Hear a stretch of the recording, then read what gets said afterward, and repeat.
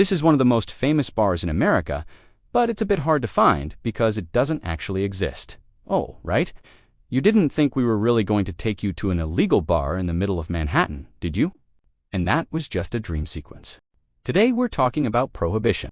We've done a few videos on this already, including a couple on the history of cocktails, which you can check out if you haven't seen them yet. But this time we're looking at Speakeasies and Bootleggers, the businesses that boomed during the era when alcohol was illegal in the US. So let's get into it.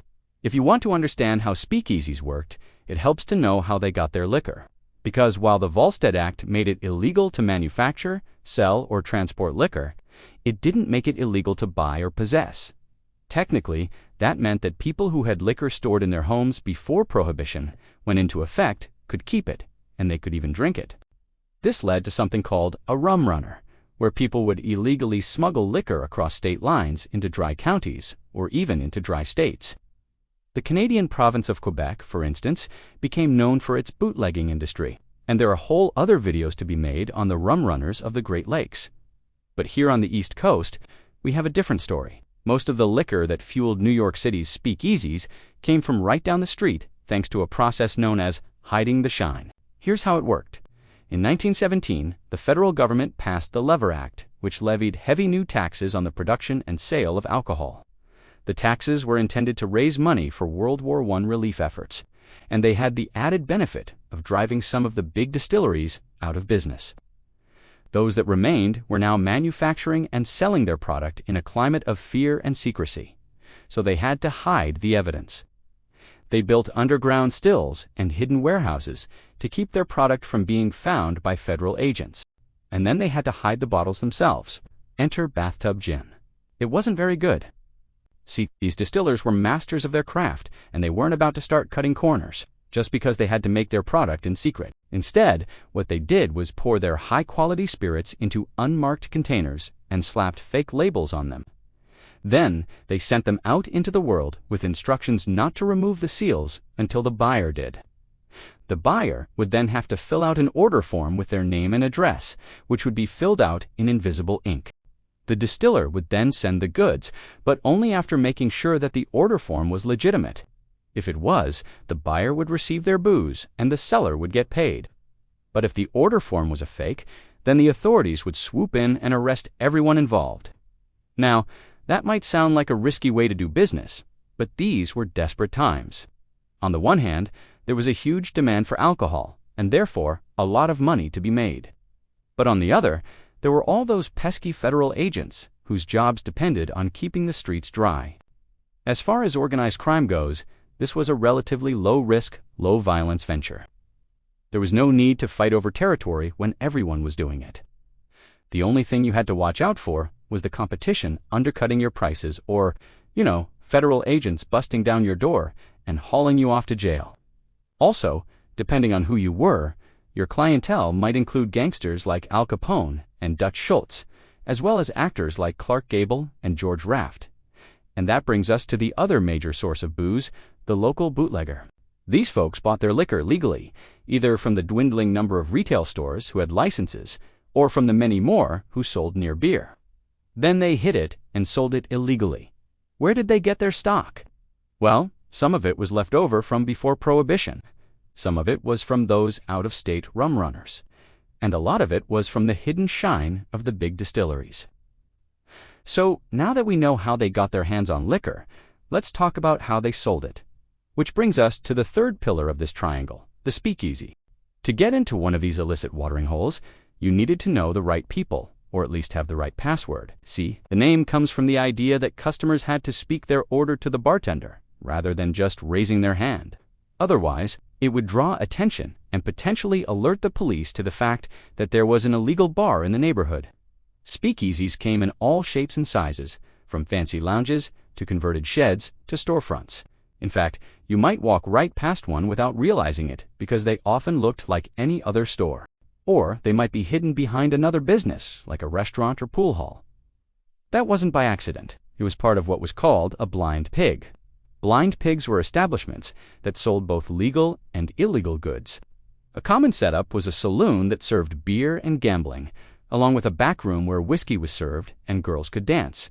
Getting busted for selling illegal hooch put the entire business at risk. So owners wanted to minimize that risk. That meant attracting as little attention as possible, which is why so many speakeasies were in basements or back rooms. It also meant hiring staff that looked respectable so as not to draw unwanted attention. But once you got inside, you were usually in for a night to remember.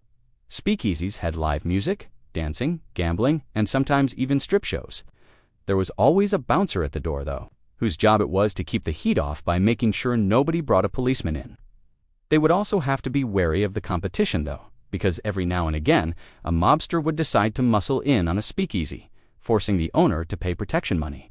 Now, I know you must be dying to know what a place like this cost, and I don't blame you, because it's not cheap. To open a speakeasy in 1930, you would need at least $500, which was about 2 years' rent for a basement apartment. But while the initial investment was fairly low, the profit margins were high, especially if you could secure a steady supply of top-shelf liquor.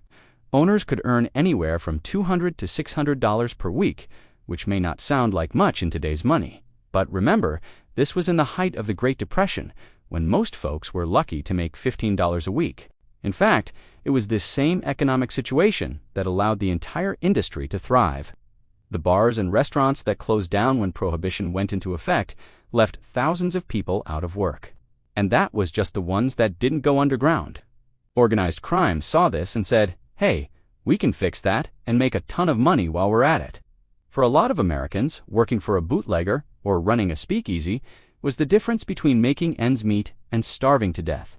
They were also popular with the public because they provided a necessary service, allowing people to get access to alcohol in a safe, regulated environment.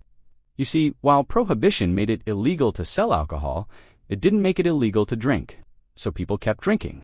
But because they couldn't buy it from liquor stores or bars anymore, they started getting their alcohol from random bootleggers, leading to something called bathtub gin. And let me tell you, the stuff was dangerous.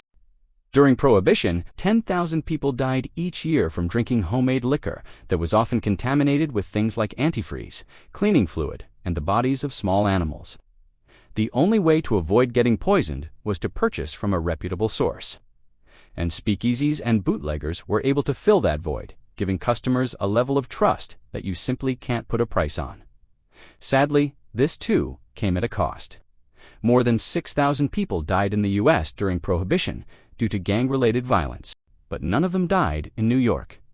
See, the city's police commissioner, Richard E. Inrit, decided early on that he was not going to enforce Prohibition.